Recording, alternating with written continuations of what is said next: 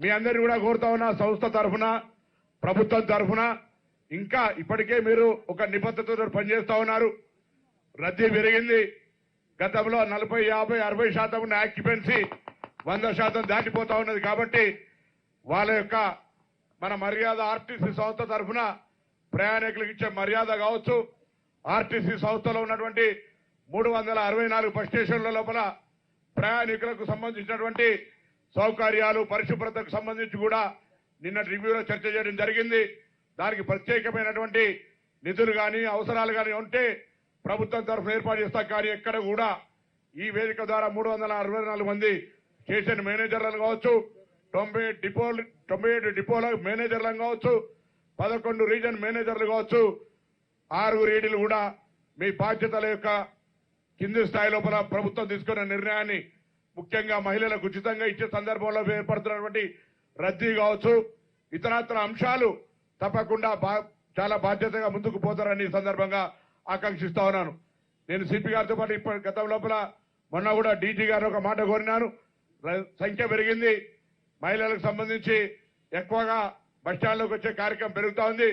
ఎక్కడ కూడా చిన్న సమస్య కూడా శాంతి భద్రతల రూపం లోపల మహిళల పరంగా ఎక్కడ కూడా ఇబ్బంది రాకుండా ఉండే విధంగా తగిన చర్యలు తీసుకోవడంతో పాటుగా సీసీ కెమెరాలు ఏర్పాటు కావచ్చు, ఇతరత్ర అంశాలు కూడా చేయాలనేటువంటి ఒక ఆలోచన చేయడం జరుగుతోంది.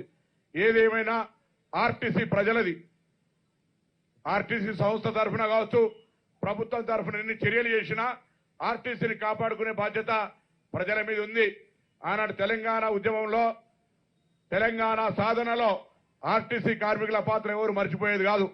నై చలేగా బస్ కపయ్యా నై చలేగా అని ఆర్టీసీ కార్మికులు మొత్తం బస్సులు పనిచేసి ఈరోజు తెలంగాణ సాధనకు సంబంధించిన మీ పాత్ర ఆనాడు పార్లమెంట్ సభ్యుడిగా నేను మర్చిపోలేను.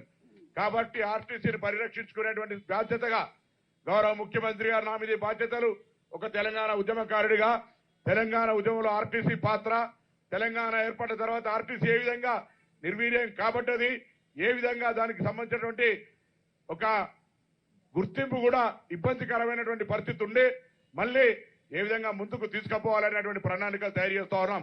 నేను ఇందుకు సంబంధించి ఆర్టీసీ కార్మికులతో పాటుగా యావత్ తెలంగాణ ప్రజల సహకారాన్ని కూడా ఈ ప్రభుత్వం కోరుతా ఉంది. గౌరవ ముఖ్యమంత్రి రేవంత్ రెడ్డి గారి నాయకత్వంలో దేశంలో గతంలో ఆర్టీసీ, ఆంధ్రప్రదేశ్ ఆర్టీసీ అనేక అవార్డులతోటి నెంబర్ 1 ఉండే. మళ్ళీ నిన్ననే అన్ని రాష్ట్రాల పరిస్థితులు తెలుసుకోమన్నాం. భవిష్యత్తులో కూడా ఆర్టీసీ ఒక లైఫ్ లైన్, పేద ప్రజలకు, గ్రామీణ ప్రజలకు, విద్యార్థులకు అనేక రకాల రాయితీలు ఇచ్చి ప్రభుత్వం తరఫున ఆర్టీసీ సంస్థ నడుపుతామని ఇబ్బందులైనా తప్పకుండా ప్రభుత్వ పరంగా ఆర్టీసీకి ఉన్నటువంటి నష్టాలను తొలగించడానికి ప్రభుత్వ ప్రతినిధిగా, మంత్రిగా నేను చొరవ తీసుకుంటా.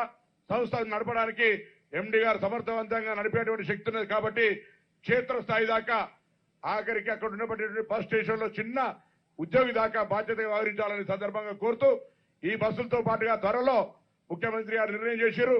వారి చేతుల మీదుగా 1000 కాలుష్య రహిత నిర్మూలనకు సంబంధించి ఒక 1000 ఎలక్ట్రికల్ బస్సులు కూడా త్వరలో ప్రొక్యూర్ చేసుకోవాలని ముఖ్యమంత్రి గారు నిర్ణయం చేసినారు.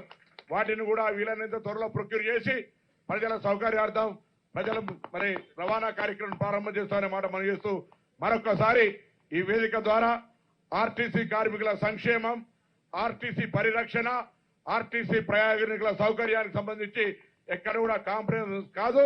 తప్పకుండా ఈ ప్రభుత్వ ఉద్దేశం అదే అన్నమాట మరొకసారి మనం చేస్తూ భవిష్యత్తులో ఆర్టీసీకి సంబంధించిన అన్ని అంశాలకు ప్రజలు సహకరించాలని కోరుతూ ముఖ్యంగా ఈ ప్రభుత్వం నిర్ణయం తీసుకొని